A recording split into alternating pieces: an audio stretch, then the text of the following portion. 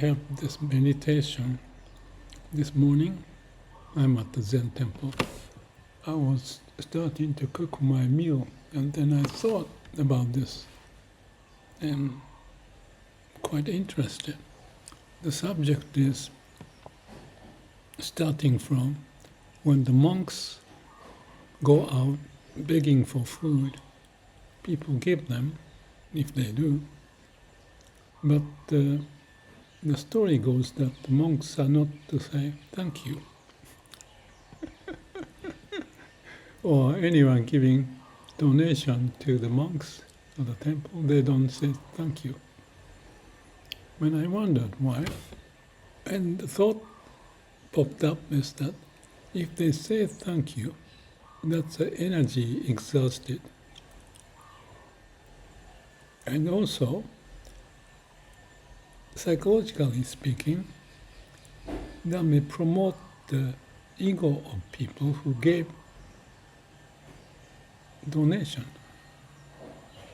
And if ego is raised because of that, not always, but if it does, thinking that I did a good job or good deed, and if that's related to ego, if it's a general, truthful donation, that is not the case in what I'm talking about. But if any ego is involved in anything, that may conflict with the way of nature. And you may not believe it, but there's what they call the second law of thermodynamics about the entropy. When everything is left alone in an isolated system, it would go to disintegrated state. Hot water goes to cold, something like that. And that is not reversible. In mathematics, the equation is that there's a way to figure out the amount of entropy. The entropy goes increasing and increasing and increasing, talking about disintegration. So the complex system, even if you make it, doesn't last long. It's like a Murphy's law. When left alone, things go deteriorate. So this monk's story I tied to the ego, and I may be generalizing too much, but I want to keep doing it. The reason is that I'm working with AI about writing a book, Artificial Superheart, that is meant to be about compassion and wisdom and organize things instead of disorganizing. So if we living process is an orderly process to make things more complex, putting things together. So it's anti-entropic. But when we die, it goes backward, disintegrate. Or even when we are alive, we may be wasting. The room gets messy, book cannot be finished, ideas pop up, but it goes away, memory is lost. So nature wins against the activity of us to be alive. But we are the result of such a force, if you want to call it, anti-entropic process, to go against the deterioration. So if I think of the guy, I don't know why I thought about this now, if there's a rich person, made some money, and have the millions of dollars spent on yacht, would that be anti-entropic? Well, the boat figure is complex, but eventually it's going to break down.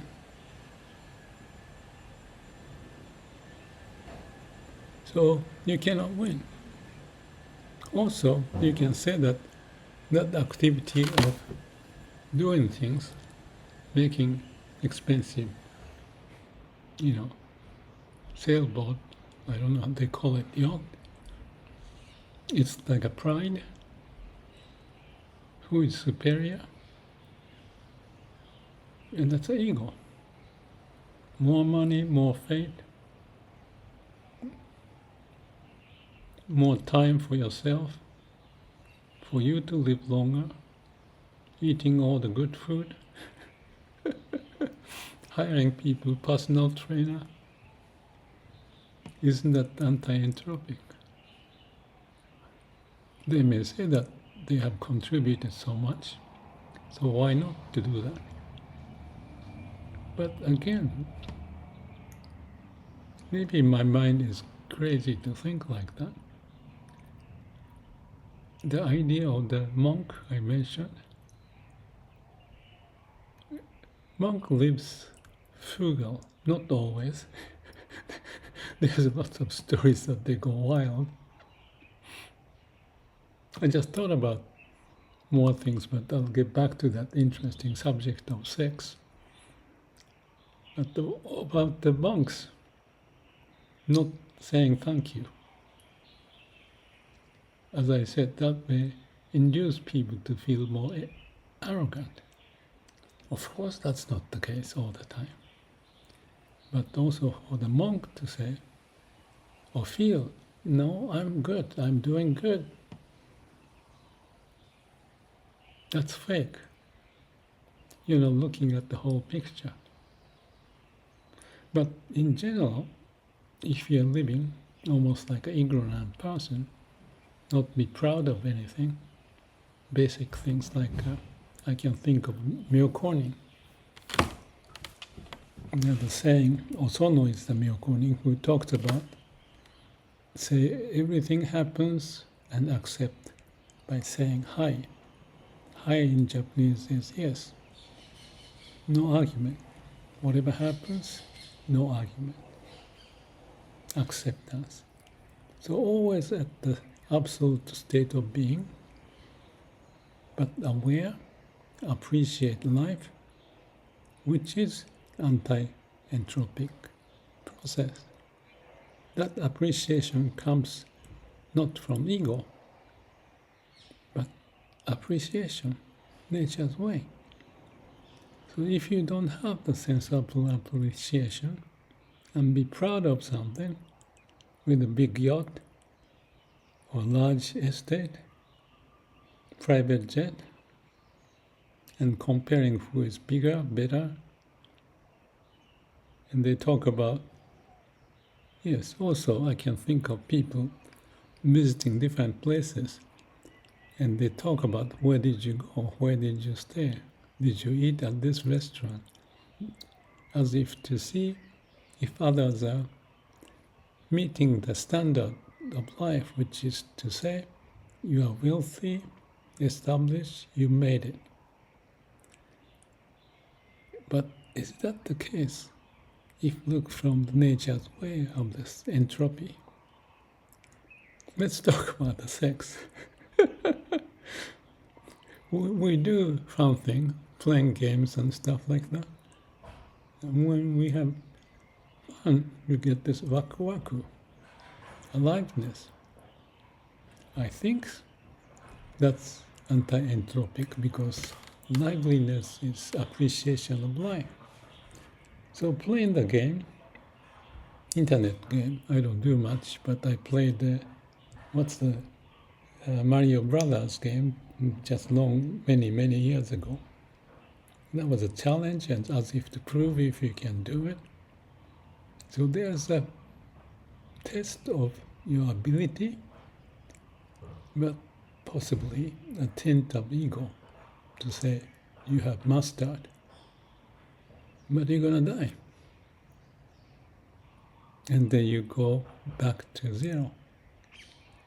So back to the story of the sex.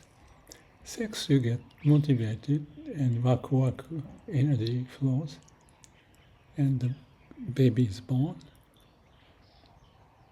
The complex creature, anti-entropic, process goes on for generation to generation because of sex. But if the sex is for other reason, I don't know what other reason I can think of, but maybe I don't want to think much about it. For the pride, chasing, how to be better than this, and consume yourself, and spend money, and spend your mind. That doesn't sound like a anti-entropic process. It's ego-driven. Then I thought about the monks too. Some of the monks, they behave like they have established a calm and quiet mind, satori, enlightened, and they teach those. And in that temple, not so funny things can happen. Ego. And hear the story like when, because they talk about the lineage, who follows whom, as a Roshi. Like they call Inka Shome, that you have, what's the word? The lineage of the transmission of Dharma. I can think of Ikkyu is the monk who threw that paper away. They didn't want it because it's just a pride. And I have known the temple which has all the lineage of who followed whom, and their name is there. That they are the one according to the lineage. But really, I tend to think those basic people appreciating life, given whatever they got, make the best of the usage and appreciate. Like Osono, high acceptance. She said if you can do that for 2 years, that may give you the, I don't know if you call it a skill or acceptance attitude, anti-entropic. Accept everything it comes and find a way to contribute, not kill living beings, appreciate and organize things. Minimum. Yeah, minimalist. Breathing, noticing in and out. Oxygen is not consumed too much. Appreciate a life with almost nothing. I wonder if we have a chart that can talk about this human's entropy profile by region or name or population, culture, I don't know. Maybe that shouldn't be the way to do it, to think about it.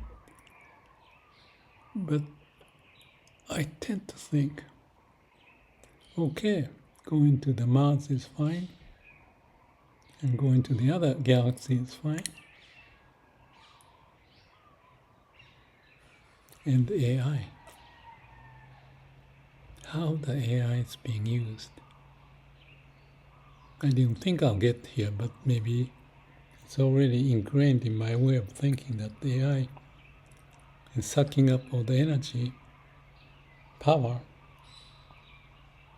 and more and more and more, saying this is the way, and more brain, no heart, no appreciation, no emotion, mechanical, in one direction. If that's driven by ego,